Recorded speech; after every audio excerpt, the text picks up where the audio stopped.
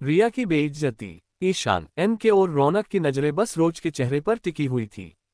ईशान को तो रोज की बातें सुनाई ही नहीं दे रही थी। वो खोया हुआ सा रोज को देख रहा था। वहीं रिया गुस्से से रोज को घूर रही थी। इस वक्त उसे रोज और इशिता पर बहुत तेज गुस्सा आ रहा था, लेकिन सबके सामने उसे इंसल्टिंग भी फील हो रहा था। उसका सर शर्म से चेहरा झुक गया, लेकिन उसने मन ही मन सोच लिया था कि अपनी इस बेइज्जती का बदला वो रोज और इशिता से जरूर लेकर रहेगी। रिया को इग्नोर करके इशिता आगे बढ़ने लगी, लेकिन तभी पीछे से रोज ने मुस्कुराकर कहा, अरे सुनो जूनियर, इतना एटीट्यूड अच्छा नहीं होता है, फ्रेंडशिप के दरवाजे खुले रखने चाहिए। इशिता के कदम एकदम से रुक गए। उसने हल्का सिर घुमाया और येज को एक नजर देखा। उसकी आंखों में अब भी वही डार्कनेस थी, लेकिन रोज की हल्की मुस्कान और उसकी आंखों में छलकती चरास देखकर उसे कुछ अलग सा महसूस हुआ। उसने कुछ पल सोचा, फिर बिना कोई एक्सप्रेशन दिए बोली, मुझे फ्रेंडशिप की जरूरत नहीं। ये सुनकर रोज ने ठहाका मारते हुए कहा, हा हा हा, क्लासिक डायलॉग। वैसे तुम्हारी में अक्कड़ मुझे पसंद आए। तुम मुझे काफी इंटरेस्टिंग लग रही हो, इसलिए तुम चाहो या न चाहो मैं तो तुम्हारी दोस्त बन ही गई। इशिता ने हल्का सी भौं उठाए और रोज को घूरते हुए बोली, मैंने कब कहा कि मुझे दोस्ती करनी है। रोज ने आंख मारते हुए जवाब दिया, ओह डार्लिंग, दोस्ती करने की जरूरत थोड़ी होती है, ये तो बस हो जाती है। वैसे भी तुमने रिया को थप्पड़ मारकर मेरा दिल जीत लिया है, अब हम फ्रेंड्स हैं। इशिता रोज को कुछ सेकंड तक देखती रही। उसके दिल में पहली बार किसी अजनबी के लिए अजीब सा सॉफ्टनेस महसूस हुई। वह हमेशा अकेली रही थी, लेकिन आज पहली बार किसी ने उससे बिना मतलब की दोस्ती करने की कोशिश की थी। इशिता का आज से पहले एक भी दोस्त नहीं था। उसका नेचर थोड़ा खड़ूस था और दक्ष के साथ रहते इशिता को कभी दोस्ती की जरूरत ही नहीं पड़ी। दक्ष उसके लिए सब कुछ था, लेकिन आज पहली बार उसे रोज से मिलकर कुछ अच्छा लगा था। ऑर्डिनरी लड़कियां उसके पैसों पर मरती थी, लेकिन रोज को तो अभी उसकी आइडेंटिटी पता ही नहीं था। इशिता में हल्की सांस लेते हुए कहा, ठीक है, लेकिन सिर्फ नाम के लिए। ज्यादा ड्रामे मत करना। राज में एक्साइटेड होकर उसका हाथ पकड़ लिया, ऐसा तो नाज से तुम मेरी बेस्ट फ्रेंड हो। इशिता ने झटके से अपना हाथ छुड़ा लिया और नाराजगी से बोली, बेस्ट फ्रेंड? मैंने सिर्फ दोस्ती का कहा था, ज्यादा मत बनो। रोज ने मजाकिया अंदाज में हाथ जोड़ते हुए कहा, ठीक है महारानी साहिबा, अब हम बस फ्रेंड्स हैं, लेकिन ये दोस्ती अब इतनी आसानी से खत्म नहीं होगी। ये कहते हुए रोज की आंखों में कुछ आकर गुजर गया जिसे इशिता नहीं देख पाए। इशिता ने सिर झटकते हुए हल्की मुस्कान दी, जिसे रोज ने पकड़ लिया और आंखें घुमाते हुए बोली, ओह तो मैडम मुस्कुराना भी जानती हैं। ये सुनकर इशिता ने अपना चेहरा दूसरी तरफ फेरते हुए हल्के से मुस्कुरा कर कहा, आई चिंक तुम्हें कुछ ज्यादा ही दिखाई देता है। ऐसा कुछ नहीं है। ये कहकर वो सीधा आगे चली गई। रोज भी मुस्कुराते हुए उसके पीछे चली गई। रिया अभी भी कैफेटेरिया में खड़ी थी। उसका चेहरा गुस्से से लाल हो चुका था। उसने अपने गाल पर हाथ फेरा और गहरी सांस लेते हुए अपनी फ्रेंड्स की तरफ देखा। एनस थप्पड़ की गूंज इतनी जल्दी खत्म नहीं होगी, रिया ने धीरे से फुसफुसाते हुए कहा। तभी उसकी एक फ्रेंड बोली, रिया, इस बार तुम्हारी बहुत बेइज्जती हुई है, लेकिन तुम अगर रिवेंज नहीं लोगी तो सबको लगेगा कि तुम डर गई। रिया ने ठंडी मुस्कान दी, डर और मैं? तुम मुझे जानती नहीं हो। अब इस गेम में सिर्फ 3 खिलाड़ी रहेंगे, मैं और वो न्यूकमर इशिता। ये सुनकर उसकी दूसरी दोस्त ने धीरे से कहा, लेकिन रोज भी उसका साथ दे रही है, वो भी काफी स्मार्ट लग रही है। ये सुनकर रिया की आंखें एकदम से ठंडी हो गईं। उसने नफरत भरी आवाज में कहा, दोनों को सबक सिखाना पड़ेगा और इस बार खेल थोड़ा बड़ा होगा। ये कहकर उसने टेबल से अपना फोन उठाया और किसी को कॉल मिला दिया। कॉल लगते ही उसने धीरे से तिरछा मुस्कुराते हुए कहा, तैयार रहो, मुझे कॉलेज की न्यूकमर के लिए एक छोटा सा वेलकम गिफ्ट तैयार करना है। रोज और इशिता की दोस्ती। इधर दूसरी तरफ रोज और इशिता साथ में कॉलेज के अंदर आए। इशिता अपनी कुछ बुक्स देख रही थी, लेकिन तभी रोज ने थोड़ा झुककर अपने चेहरे को इशिता के पास लाया और उसकी आंखों में झांकते हुए हल्के से कहा, डार्लिंग, तुमने जो किया वो काबिले तारीफ है, लेकिन एक एडवाइस दूं। ये सुनकर इशिता ने नजरें उठा, रोज को देखा और फिर बिना कोई जवाब दिए हल्का सा सिर हिलाया। रोज ने अपनी कोमल उंगलियों से अपनी चीन को छूते हुए ड्रामेटिक अंदाज में कहा, अगली बार अगर किसी को थप्पड़ मारना हो तो थोड़ा स्टाइलिश तरीके से मारना, जैसे फिल्मी विलेन को स्लो मोशन में हवा में घुमा के। इतना कहते ही रोज खुद ही अपनी इस बात पर ठहाका मारकर हंसने लगी। इशिता को रोज की यह बात सुनकर थोड़ा अजीब लगा, लेकिन अंदर ही अंदर उसे पहली बार किसी की बातें मजेदार लगी। वह हल्की सी मुस्कुराई, लेकिन अपनी सथा इमेज बनाए रखने के लिए तुरंत अपनी मुस्कान को दबा लिया। रोज ने उसकी हल्की मुस्कान नोटिस कर ली और चहकते हुए बोली, ओह माय गॉड, क्या मैंने फिर से कुछ गलत देखा है? तुम हंसी। ये सुनकर इशिता ने अपनी स्माइल को छुपा लिया और सख्त आवाज में कहा, तुम्हें आंखों के डॉक्टर की जरूरत है। तुम जरूरत से कुछ ज्यादा ही देखती हो। ये सुनकर रोज ने नकली मायूसी का नाटक करते हुए कहा, उफ, दिल तोड़ दिया तुमने। मुझे लगा कि मैंने इस कॉलेज की सबसे एकड़ू लड़की को हंसाने का रिकॉर्ड बना लिया है। इशिता ने एक लंबी सांस ली और हल्के से बोली, तुम बहुत ज्यादा बोलती हो। रोज ने एक्साइटमेंट से ताली बजाई, यस, कम से कम तुमने मुझसे बात तो की। इसका मतलब हमारी दोस्ती की शुरुआत हो गई। इशिता ने भौहें चढ़ाते हुए कहा, मैंने ऐसा कब कहा? रोज ने उसकी तरफ हाथ बढ़ाते हुए चुटकी ली, अब कह दी। वैसे भी मेरे साथ दोस्ती करना तुम्हारी किस्मत में लिखा है। सिता ने रोजाना हुआ हाथ देखा, फिर थोड़ी देर सोचने के बाद धीरे से हाथ मिला लिया। रोज ने एक्साइटेड होकर कहा, तो अब हम फ्रेंड्स, और फ्रेंड्स एक दूसरे का इंट्रोडक्शन अच्छे से देते हैं। इशिता ने सिर झटकते हुए कहा, मैं इशिता जिंदल। रोज ने चहकते हुए कहा, और मैं रोज रोज शेखावत। वैसे डार्लिंग, तुम्हारा नाम जितना क्यूट है तुम उतनी ही डेंजर लगती हो। इशिता ने ठंडे लहजे में कहा, मैं जैसी हूँ वैसी हूँ। रोज ने फिर से मजाकिया अंदाज में कहा, यही तो बात खास है। मुझे तो पहले ही पता था कि तुम और मैं बेस्ट फ्रेंड्स बनने वाले हैं। इशिता ने हल्की मुस्कान छिपाने की कोशिश की, लेकिन इस बार वह खुद को रोक नहीं पाए। इधर रिया फोन कान से लगाए एक तरफ अकेली खड़ी थी। तभी दूसरी तरफ समर की आवाज आई, इस बार क्या प्लान है रिया? निया की आंखों में बही जानी चमक थी। उसने धीमे लेकिन सीरियस लहजे में कहा, तुझे रोज के साथ कुछ ऐसा करना है कि पूरी किले बदचलन समझे। पिछली बार गई थी लेकिन इस बार वो पूरे कॉलेज के सामने मुंह दिखाने लायक न बचे। ये सुनकर समर हंसा और बोला, बदचलन मतलब? रिया ने गहरी सांस ली और समझाया, बस इतना कर कि वो किसी को मुंह दिखाने लायक न रहे। उसे किसी ऐसी सिचुएशन में डाल जहां सबको लगे कि वो खुद तुम्हारे साथ फ्लर्ट कर रही थी, तुम्हारे करीब आने की कोशिश कर रही थी, और फिर मैं सही वक्त पर पूरी कॉलेज को वहां ले आऊंगी। ये सुनकर समर ने मजाकिया अंदाज में कहा, तो तुम चाहती हो कि मैं उस पर लाइन मारूं और उसे सबके सामने गिरा दूं? इंटरेस्टिंग। ये सुनकर रिया मुस्कुराए और बोली, बस उसे फंसा दो, बाकी मैं संभाल लूंगी। ये सुनकर समर ने हामी भरते हुए कहा, हो जाएगा बेबी। लगभग 2 घंटे बाद इशिता और रोज अपनी अपनी क्लास में थी। इशिता का लेक्चर अभी भी चल रहा था, लेकिन रोज का अगला लेक्चर नहीं था। आज इकोनॉमिक्स के प्रोफेसर नहीं आए थे, इसलिए रोज की क्लास खाली थी। कीर्ति आज कॉलेज नहीं आई थी, इसलिए रोज अकेली ही थी। रोज कॉरिडोर से होते हुए पीछे जा रही थी, लेकिन तभी उसके सामने किसी ने आकर रास्ता रोक लिया। रोज ने नजरें उठा, सामने देखा जहां समर दीवार के सहारे खड़ा उसे ही अपनी गंदी नजरों से घूर रहा था। समर को देखते ही रोज की आंखों के सामने वो पल घूमने लगा जब उसने सबके सामने रिया के साथ रेप करने की साजिश में उसे फंसाया था। इसी के बयान पर रोज को जेल जाना पड़ा था। जेल में पुलिस कांस्टेबल का टॉर्चर सहना पड़ा और फिर 2 महीनों तक हॉस्पिटल बेड पर कोमा में रही थी, जिसे याद करके रोज की आंखें गुस्से से लाल हो गई। लेकिन फिर रोज समर को इग्नोर करके दूसरी तरफ से जाने को होती है। अरे रोज, कहाँ जा रही हो? समर ने रोज का रास्ता रोकते हुए कहा। रोज भौहें चढ़ाकर बोली, हट जाओ रास्ते से। समर ने दीवार के सहारे हाथ रखकर उसका रास्ता ब्लॉक कर दिया। अरे इतनी जल्दी क्या है? इतनी अकड़ अच्छी नहीं होती स्वीटी। रोज की आंखों में गुस्से का तूफान उमड़ आया। बकवास मत करो। रोक में पीछे हटने की कोशिश की, लेकिन समर ने उस हाथ पकड़ लिया। समर ने रोज की कलाई दबाते हुए शैतानी तरीके से मुस्कुरा कर कहा, इतनी खूबसूरत लड़की अकेली क्यों रहती है? रोज ने अपना हाथ छुड़वाना चाहा, लेकिन समर ने जबरदस्ती उसका हाथ पकड़ लिया। इतनी जल्दी क्या है?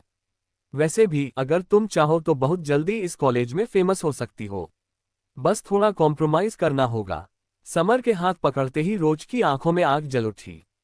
छोड़ो मेरा हाथ, वरना अंजाम अच्छा नहीं होगा, रोज ने लगभग गुस्से से चिल्लाते हुए कहा।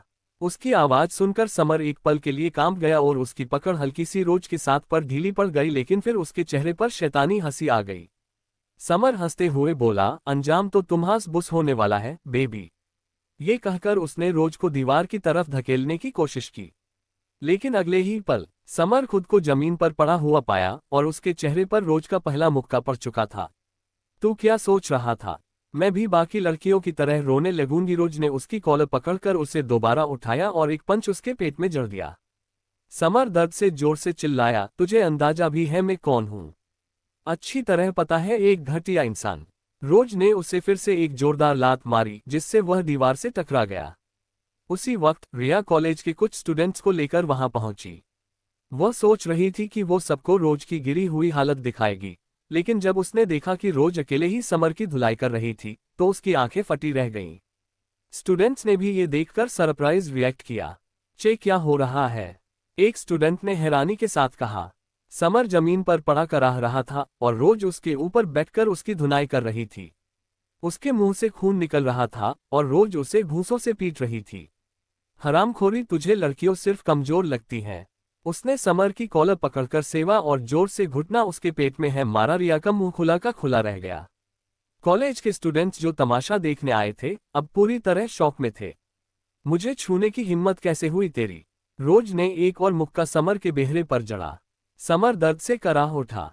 रिया ने तुरंत सिचुएशन संभालने की कोशिश की। देखो ये रोज कितनी थाईलेंट है, इसे कॉलेज से निकाल देना चाहिए। लेकिन भीड़ में से किसी ने कहा, रिया तू यहाँ सबको बुलाकर क्या दिखाना चाहती थी? तूने तो कहा था कि रोज कुछ गलत कर रही है, लेकिन यहाँ तो उल्टा हो रहा है। अब सबकी नजरें रिया पर टिक गई। रिया घबरा गई। ना मैं तो बस ये कहते हुए उसने रोज और समर की तरफ देखा। समर खून से लथपथ उठने की कोशिश कर रहा था, लेकिन रोज ने उसकी शर्ट पकड़कर उसे दीवार से चिपका दिया और फुसफुसाए, अगर दोबारा मेरे आसपास भी दिखा तो अगली बार तेरी हड्डियां टूटेगी। समर की आंखों में डर समा गया। आज रोज बहुत बदली हुई थी। ये रोज पहले वाली नहीं थी जो बात बात पर रोने लगती थी, बल्कि ये बहुत अलग थी। जिंदल फैमिली की साजिश। समर खून से लथपथ उठने की कोशिश कर रहा था, लेकिन रोज ने उसकी शर्ट पकड़कर उसे दीवार से चिपका दिया और फुसफुसाए, अगर दोबारा मेरे आसपास भी दिखा तो अगली बार तेरी हड्डियां टूटेंगी। समर की आंखों में डर समा गया। आज रोज बहुत बदली हुई थी। ये रोज पहले वाली नहीं थी जो बात बात पर रोने लगती थी, बल्कि ये बहुत अलग थी। रिया मुश्किल से अपनी जान बचाकर वहां से भाग गई, लेकिन रोज की नजरों से वो नहीं बच पाई थी। तुम्हें तो कल बताऊंगी चुड़ैल, तुम्हारी वजह से मुझे जेल में रहना पड़ा था, अब इसकी सजा तो बनती है बेबी। ये कहते हुए रोज के फेस पर टेडी स्माइल आ गई। रोज ने एक नज़र समर को देखा और फिर उसे वैसी ही जख्मी हालत में छोड़कर वो कॉलेज से बाहर निकल गई। उसकी ऑलमोस्ट क्लास हो चुकी थी और अभी बस एक ही क्लास बची थी जो उसके लेने का मूड नहीं था। जिंदल मैंशन, एक विशाल डाइनिंग हॉल जिसकी छत से लटकते महंगे क्रिस्टल झूमर की हल्की सुनहरी रोशनी पूरे कमरे में रहस्यमयी परछाइयां बना रही थी। दीवारों पर महंगे पेंटिंग्स टंगी थी, टेबल पर सिल्वर कैंडल होल्डर्स में मोमबत्तियां जल रही थी। हर चीज क्लास और एलिगेंस को रिप्रेजेंट कर रही थी, लेकिन माहौल में ठंडी साजिशों की आहट थी।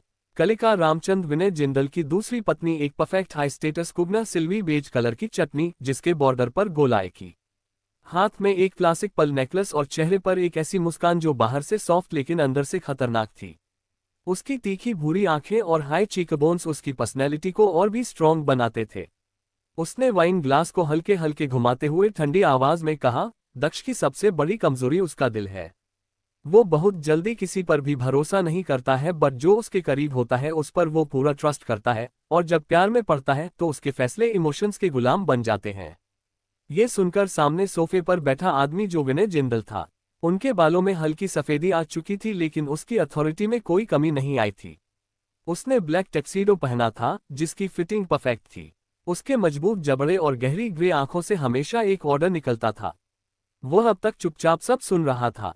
उसके हाथ में महंगी विस्की का ग्लास था जिसे उसने धीरे से टेबल पर रखा और गहरी आवाज में बोला, और यही हम उसके खिलाफ इस्तेमाल करेंगे। बस उसे किसी के प्यार में गिरा दो, फिर उसे कंट्रोल करना आसान हो जाएगा। ये सुनकर विनय के बगल में बैठा उनका दूसरा बेटा, जो कालिका और विनय का था, जिसने हमेशा से ही एक बात सीखी थी, अगर तुम्हें कोई चीज चाहिए तो उसे छीन लो। उसने ब्लैक लेदर जैकेट के अंदर व्हाइट टी शर्ट पहनी थी जो उसकी रेबल नेचर को शो कर रही थी। उसके शार्प फीचर्स, हल्की स्टेबल और डीप ब्लू आंखें उसे और भी इंटेंस बना रही थीं। वो अपने डिजाइनर ब्लेजर में आराम से बैठा हुआ था, हल्की हंसी के साथ बोला, इट्स सिंपल मॉम डैड, हमें सिर्फ उसकी एक इमोशनल वीकनेस चाहिए। जब वो किसी लड़की के प्यार में फंसेगा तो वो सोचने समझने की ताकत खो देगा, और बस तभी हम बार करेंगे। ये सुनकर कलिका के चेहरे पर गंदी सी स्माइल आ गई। उसने फिर से, लेकिन इस बार और भी डार्क इंटेंशन के साथ, अपने नेल्स को टेबल पर हल्के हल्के बजाया, जैसे किसी प्लान को पूरा सोच रही हो। उसकी पतली उंगलियों पर लगी ब्लड रेड नेल पॉलिश उसकी पर्सनैलिटी को और भी स्ट्रॉन्ग बना रही थी। वो एक परफेक्ट स्ट्रेट पोस्चर में बैठी थी, जैसे वह किसी कॉर्पोरेट डील पर डिस्कशन कर रही हो, न कि अपने सौतेले बेटे की बर्बादी का प्लान। उसकी आंखों में ठंडी शैतानी चमक थी। सिर्फ कोई भी लड़की नहीं, ऐसी लड़की चाहिए जो उसे अंदर तक तोड़ दे, उसे इस कदर बर्बाद कर दे कि वो कभी संभल ही ना पाए। तभी तो हम उसकी प्रॉपर्टी पर कब्जा कर पाएंगे, कलिका ने गहराई से सोचते हुए कहा। यह सुनकर विनय ने हल्की स्मिर्क के साथ फिर से ग्लास उठाया। उसकी उंगलियों ग्लास के रिम पर खेल रही थीं, जैसे वह किसी चालाक खिलाड़ी की तरह अपनी चाल सोच रहा हो। उसकी आवाज में एक ठंडा कॉन्फिडेंट था। यही प्लान है, प्यार का ऐसा जाल बिछाओ कि जब वो उसमें फंसे तो उससे सब कुछ छीन लिया जाए। ये कहकर विनय जोर से हंसने लगा। उसकी हंसी पूरे मेंशन में गूंज गई। विनय की बात सुनकर आर्यन की आंखों में एक खतरनाक चमक आ गई। उसने अपने विस्की प्लास को हल्का सा झुकाया, जैसे किसी को चीयर कर रहा हो, और धीमी लेकिन कटाक्ष भरी आवाज में कहा, बेचारा दक्ष, उसे पता भी नहीं चलेगा कि उसके साथ क्या होने वाला है। ये कहकर वो तीनों जोर से हंसने लगे। उनकी हंसी बेहद खतरनाक और डेंजर वाइब दे रही थी। चारों तरफ रॉयल्टी की चमक थी, लेकिन इस वक्त यहाँ सिर्फ साजिशों और धोखे की बू थी। आज की रात एक नया खेल शुरू हुआ था, एक ऐसा खेल जिसमें दक्ष को बिना बताए ही उसके प्यार को मोहरा बना दिया गया था। इधर दूसरी तरफ एक खूबसूरत सा विला, जिसके सबसे ऊपर के फ्लोर जहां से पूरी सिटी का नजारा दिखता है। हल्की ठंडी हवाएं चल रही थीं, मगर जिस्म में एक अलग ही आग लगी हुई थी। दक्ष बालकनी में खड़ा था, एक हाथ से सिगरेट थामे, दूसरा हाथ रेलिंग पर रखा हुआ। चांद की हल्की रोशनी उसकी शर्ट के खुले बटनों से झांकते उसकी टोन्ड बॉडी पर गिर रही थी, जिससे उसकी शार्प जॉ लाइन और ब्रॉड शोल्डर्स की परछाई और गहरी लग रही थी। दक्ष, जो हमेशा अपने इमोशंस को कंट्रोल में रखता था, लेकिन आज उसके अंदर एक अजीब सा तूफान उमड़ रहा था। उसने ब्लैक सिल्क शर्ट के टॉप बटन्स खोल रखे थे, उसके मस्कुलर फिगर पर हल्की चांदनी पड़ रही थी। हाथ में जलती हुई सिगरेट, जिसे वह बार बार अपने होठों तक ले जा रहा था, लेकिन धुआं छोड़ते ही उसकी आंखों और भी ज्यादा पागलपन से भर जाती। दक्ष की नजरें बाहर पसरे गहरे अंधेरे को देख रही थी। उसके दिमाग में रह रहकर रोज का ख्याल आ रहा था, और आंखों के सामने रोज की मासूमियत, उसकी बड़ी बड़ी गहरी आंखें, उसके नाजुक होठों पर ठहरी हल्की सी मुस्कान, और वो बेपरवाह अंदाज जो दक्ष को पागल कर देता था। दक्ष ने रेलिंग पर अपने हाथ की पकड़ कसते हुए सर्द आवाज में कहा, ये लड़की मेरे जहन में इतनी गहराई से समा गई है कि उसे निकालना अब नामुमकिन हो गया है। She is driving me crazy. तुम्हारी हंसी, तुम्हारी आंखें, एवरीथिंग अबाउट यू, रोज। तुझे देखना भी सुकून है और तुझसे दूर रहना भी सजा। But you don't even care, do you? उसके लहजे में बेचैनी थी। उसने गहरी सांस ली, सिगरेट को एस्ट्रे में बुझाया और बालकनी के कांच के रेलिंग पर दोनों हाथ रखकर झुक गया। उसने गहरी सांस ली, आंखें बंद की, और फिर वही चेहरा सामने आ गया, रोज। उसकी आंखें झटके से खुली। डैम इट, तुम मेरे माइंड से जाती क्यों नहीं, रोज? मुझे बेचैन करने की सजा तुम्हें जरूर मिलेगी, लिटिल पैकेट। ये कहते हुए उसके फेस घर तिरछी स्माइल आ गई, जो पॉजिटिव वाइब तो बिल्कुल भी नहीं दे रही थी। उसका गुस्सा, उसकी बेचैनी और उसकी दीवानगी एक अलग ही लेवल पर जा रही थी। उसने गले की नसों को उभरते हुए महसूस किया, जबड़े की मांसपेशियों टाइट हो गई, और वो गुस्से में अपने हाथों से बालों को पीछे करता हुआ सीधा खड़ा हो गया। तारांकन, मुझे तुझे पाने की जरूरत नहीं है, लेकिन तुझे खोने का हक भी किसी को नहीं दूंगा, little packet. You are only mine. उसकी आंखों में सनक थी, जैसे कोई जहरीली मोहब्बत उसे अंदर से तोड़ रही हो। उसने अपनी उंगलियों से बालों को पीछे किया और हल्का सा हंसा, लेकिन वो हंसी खुशी की नहीं थी, वो एक पागलपन की निशानी थी। बाहर हवाएं तेज होने लगी थीं, जैसे तूफान आने वाला हो, लेकिन असली तूफान तो दक्ष के अंदर था। उसकी सांसें, उसकी धड़कनें और उसकी पागलपन भरी मोहब्बत, सब कुछ एक खतरनाक खेल की तरफ बढ़ रहे थे। यो मोहब्बत उतनी ही खतरनाक थी जितना कि वो खुद। दक्ष की आंखों में गहरा अंधेरा था, एक ऐसी प्यास जो सिर्फ रोज को महसूस करना चाहती थी। दक्ष तुरंत रूम के अंदर आया और बेड पर पड़ी अपनी कार की उठाकर सीधा रूम से बाहर निकल गया। कुछ देर बाद तेज हवा के झोंकों के साथ दक्ष की कार रोज के घर के बाहर जाकर रुकी। उसकी आंखें सिर्फ उस एक खिड़की पर थीं, जहां हल्की सी रोशनी झलक रही थी। दिल की धड़कनें तेज हो गई थीं, सांसें भारी, और जिस्म में एक अजीब सी बेचैनी।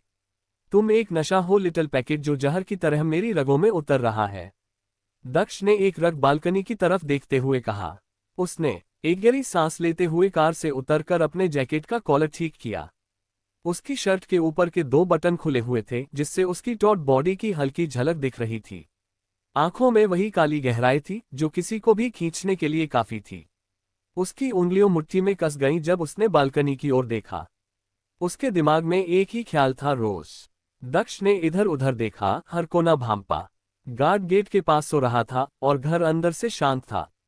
उसके होठों पर एक हल्की सी स्मिर्क आई। How can you sleep without seeing me little packet, कहते हुए दक्ष साइड की दीवार पर चढ़ गया। लगभग 2 मिनट बाद दक्ष बालकनी से रोज के कमरे के अंदर एंटर हुआ। लेकिन अचानक उसके कदम एक जगह रुक गए। उसकी नजरें सामने बेड पर लेटी रोज पर टिकी हुई थी। रोज बेड पर लेटी हुई थी। उसके लंबे बाल बिखरे थे, उसकी सांसें हल्की और रिदमिक थी। उसका चेहरा चांदनी में और भी निखर रहा, उसके चेहरे पर टिकी मासूमियत दक्ष के अंदर कुछ तोड़ रही थी। दक्ष की आंखें रोज के चेहरे पर अटक गई। इतनी मासूम, इतनी प्यारी और इतनी दूर। ये कहते हुए उसके होंठों के कोने टेढ़े मुड़ गए। दक्ष बेड के पास आया और अपना एक घुटना बेड पर टिकाकर हल्का सा रोज पर झुक गया। इन सब से बेखबर रोज गहरी नींद में सोई हुई थी। रोज की बैंक दक्ष की तरफ थी, उसका एक हाथ तकिए पर था और उसका दुपट्टा हल्के से उसके जिस्म पर पड़ा था। दक्ष का दिल और तेजी से धड़कने लगा। उसने धीरे धीरे अपना हाथ बढ़ाया और उसके दुपट्टे की हल्की सी पकड़ ढीली की। सिल्की फैब्रिक उसकी उंगलियों से फिसलता चला गया। अब उसके सामने सिर्फ रोज थी, एक एंजल जैसी, नींद में खोई हुई। दक्ष पूरा रोज के बगल में उसके एकदम नजदीक लेट गया। दक्ष रोज पर झुका, उसकी सांसें रोज की गर्दन के पास गहरी होती जा रही थी। उसकी नाक से हल्की ठंडी हवा रोज की स्किन पर पड़ी, जिससे रोज का बदन हल्का सा कांपा। उसकी नजरों ने रोज की नेकलाइन को स्कैन किया, परफेक्टली शेप्ड कॉलरबोन्स, हल्की उठती गिरती सांसें और उसकी पिंकिश सॉफ्ट स्किन। तुम नहीं जानती लिटिल पैकेट, तेरा ये मासूम चेहरा कितना खतरनाक है। जो किन को अपने सामने झुकाने की ताकत रखता है वो कुछ भी कर सकता है। ये कहते हुए उसके होंठ रोज की गर्दन के करीब आए। पहले हल्की सांसों का एहसास, फिर एक नर्म मगर पॉजिटिव किस। रोज हल्का सा सिहर गई, लेकिन वो अब भी सो रही थी। दक्ष के होंठ रोज की गर्दन पर हलचल कर रहे थे। धीरे धीरे दक्ष बहकने लगा और वो अब किस के साथ धीरे धीरे बाइट भी कर रहा था, जिसके निशान रोज की नेक पर साफ दिखाई दे रहे थे। दक्ष के होंठ धीरे से ऊपर खिसके, उसकी जो लाइन पर उसने एक डीप स्लो किस किया और फिर उसकी चीन पर, और फिर दक्ष की नजरें अब रोज के होठों पर थीं। परफेक्टली शेप्ड, सॉफ्ट, हल्की पिंक टिंट के साथ। उसकी सांसें और तेज हो गई। उसने अपना एक हाथ रोज के चेहरे के पास रखा और चीरे से उसके नीचे के होंठ को अपने दांतों से हल्का सा बाइट किया। मुझे हक है तुझे छूने का, तुझे महसूस करने का लिटिल पैकेट। रोज के होठों से एक हल्की सांस निकली, लेकिन उसकी नींद अब भी गहरी थी। दक्ष ने हल्की स्मिर्क के साथ अपनी उंगली उसके होठों पर फेरी, उसकी नजरों में एक अलग सा पागलपन था। दक्ष ने एक बार फिर रोज के होठों को एकदम से कैप्चर कर लिया। वो बेताबी से रोज के होठों को अपने होठों में भरे चूम रहा था। रोज नींद में हल्का सा कसमसाई, लेकिन दक्ष को इससे कोई फर्क नहीं पड़ा। उसने रोज की लोअर बैंक पर अपना हाथ रखकर उसे अपने और करीब कर लिया। उन दोनों की चेस्ट आपस में टकरा रही थी और उनके बीच से हया गुजरने का भी फासला नहीं था। लगभग 10 मिनट बाद जब रोज को सांस लेने में दिक्कत होने लगी तो यो नींद में और ज्यादा कसमसाने लगी, जिसका एहसास होते ही दक्ष ने उसके होंठों को छोड़ दिया। उसके छोड़ते ही रोज हल्की सी करवट लेकर सो गई। उसके बाल बिखर गए और दक्ष अब भी वहीं था। वो थोड़ा और झुका, उसके कान के पास जाकर एकदम धीमे से फुसफुसाया, जब तू जागेगी तुझे अपने जिस्म पर मेरे होने का एहसास होगा, लिटिल पैकेट। ये कहते हुए उसकी नजरें रोज के होंठों पर टिकी हुई थी जो सुर्ख लाल हो रखी थी। रोज की वाइट नेक पर दक्ष के दांतों के निशान साफ दिखाई दे रहे थे। दक्ष रोज पर एक आखिरी नजर डालकर उसने हल्की स्माइल के साथ रोज के बालों में उंगलियां फेरी और फिर धीरे धीरे बैकफुट लेते हुए अंधेरे में खो गया। मगर उसकी मौजूदगी, उसकी छुअन अब भी कमरे में थी। इन सब से अनजान रोज सुकून की नींद सोई हुई थी। दक्ष और रोज की वाइट नेक पर दक्ष के दांतों के निशान साफ दिखाई दे रहे थे। दक्ष रोज पर एक आखिरी नजर डालकर उसने हल्की स्माइल के साथ रोज के बालों में उंगलियों फेरी और फिर धीरे धीरे बैकफुट लेते हुए अंधेरे में खो गया। मगर उसकी मौजूदगी, उसकी छुअन अब भी कमरे में थी। इन सब से अनजान रोज सुकून की नींद सोई हुई थी। अगली सुबह की हल्की रोशनी जैसे ही कमरे में फैली, रोज की पलकों में हलचल हुई। उसका सिर भारी लग रहा था, पूरे बदन में हल्की जकड़न थी। उसने धीरे धीरे अपनी पलकें फड़फड़ाते हुए आंखें खोली।